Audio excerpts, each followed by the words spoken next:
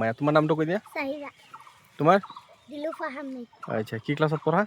3 class 3 তুমি 3 তুমি 3 আচ্ছা তোমাক কুৱেশ্যনটা ধৰি আছো ঠিক আছে কোনেও কাকো নকবা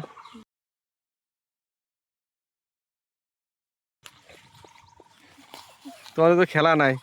হা আচ্ছা তুমি কোৱাচোন অসমৰ ৰাজধানীৰ নাম কি কোৱা অসমৰ ৰাজধানীৰ নাম কি ধৰা তুমি কোৱা অসমৰ ৰাজধানীৰ নাম কি কোৱা তুমি কোৱা অসমৰ ৰাজধানীৰ নাম কি কোনে ক'ব পাৰিবা নৰা হা অসমৰ ৰাজধানীৰ নাম ক'ব পৰা নাই হা আৰু কোন আছে পিছফালে কোনে ক'ব পাৰিবা অসমৰ ৰাজধানীৰ নাম কোনে ক'ব পাৰিবা হা কোৱাৰ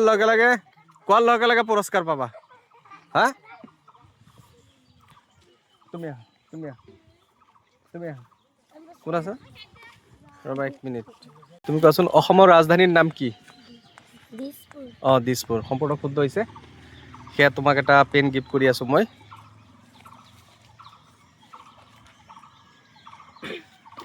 তুমি শুদ্ধকে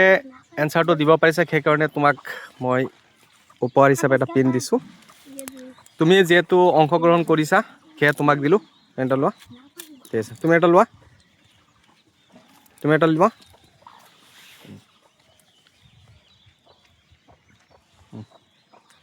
ঠিক আছে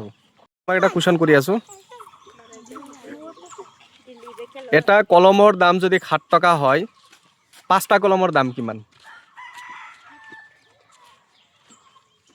এটা কলমৰ দাম 7 টকা হলে 5টা কলমৰ দাম কিমান কোৱাচোন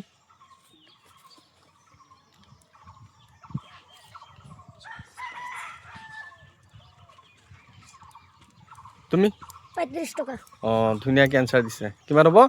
35 টকা কি ক্লাছত পঢ়া তুমি 4 ক্লাস 4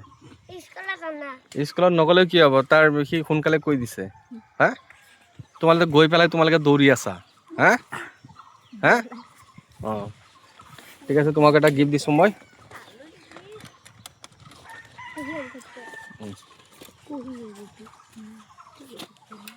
লোৱা গিফটটো লোৱা কিয় স্কুলত কিয় যোৱা নাই স্কুলত কিয় নোযোৱা